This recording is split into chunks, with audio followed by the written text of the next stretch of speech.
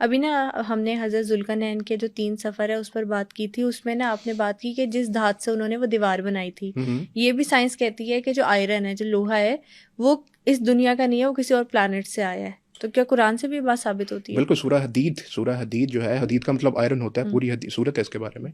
उसके अंदर जो रूट वर्ड है ना अरबिक का, वो है अनजलना से रूट वर्ड, मतलब जो नाजिल किया जाना किसी चीज़ का। जैसे वही या नाजिल की जाती है ना, तो वो बेशक। आसमानों से ज़मीन की तरफ आ रही होती है।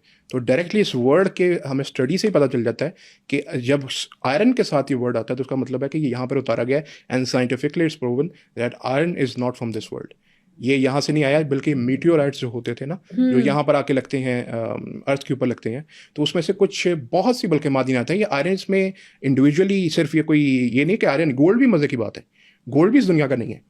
ऐसे ही है। गोल्ड भी बाहर से आया। गोल्ड भी जो था वो भी मीटेोराइट्स के अंदर होता था, और वो आके ज़मीन के ऊपर लगते थे, और वो फिर ज़मीन के अंदर जो क्रस्ट है उसके अंदर वो दब जाते थे। तो ऐसा ऐसा माइनिंग करते हैं तो आपको मिलते जाती हैं सब्सटेंस, ज़्यादातर सब्सटेंस इसी तरह से मिलती हैं। तो iron that has been told, लेकिन ये जब अल्लाह ताला ने ये बात बताई थी तो तब लोगों को नहीं पता थी, साइंस को पता चली है कि ये मीटेोराइट वहाँ से आ रहा है। मीटेोराइट की स्टडी से पता चल रहा है भाई ये आयरन, अच्छा वहाँ पर जो असल Fe आयरन है ये तो वहाँ से आ रहा है। तो ये तो आप पता चल रहा है आके। So it is fascinating again. बिल्कुल। और पानी के बारे में भी ऐसी है कि कुरान मजीद में अल्लाह कहता है कि पानी हमने उतारा, और अब साइंस जो है मॉडर्न वो कहती है कि पानी जो है वो भी किसी और प्लैनेट से हमें मिलता अच्छा, है। पानी भी जहाँ तक बात है, पानी के ट्रेसेस मुख्तलिफ प्लैनेट्स के ऊपर इंक्लूडिंग मार्स, वहाँ पर भी हैं। पानी वहाँ पर भी था, लेकिन वहाँ पे प्रॉब्लम ये थी कि वहाँ पे एटमॉस्फेयर नहीं है। एटमॉस्फेयर का मतलब है जैसे हमारे पास ओजोन लेयर है, उसके नज़दीक में हमें एक एटमॉस्फेयर मिल जाता है जिसमें ऑक्सीजन बन जाती है। वहाँ पे एटमॉस्फेयर नहीं है, पानी वहाँ पे भी था। लिविंग लाइफ के लिए हाँ जी, सूटेबल इसी तरह से कंडीशंस यहाँ नहीं तक है। कि वो बेचारे प्लूटो को निकाल दिया हुआ है इस यहाँ से। उसके ऊपर भी पानी है, उसके ऊपर भी ओशन है। दीगर जो प्लैनेट्स हैं, जो रॉकी प्लैनेट्स हैं, वहाँ पे पानी का आपको एविडेंस मिलता है। एंड हैविंग सेड सो, यहाँ पर भी पानी के अंदर, और वैसे तो कुरान में पूरा वाटर साइकिल है, सिर्फ पानी तक महदूद नहीं, पूरा वाटर साइकिल बताया कुरान के अंदर।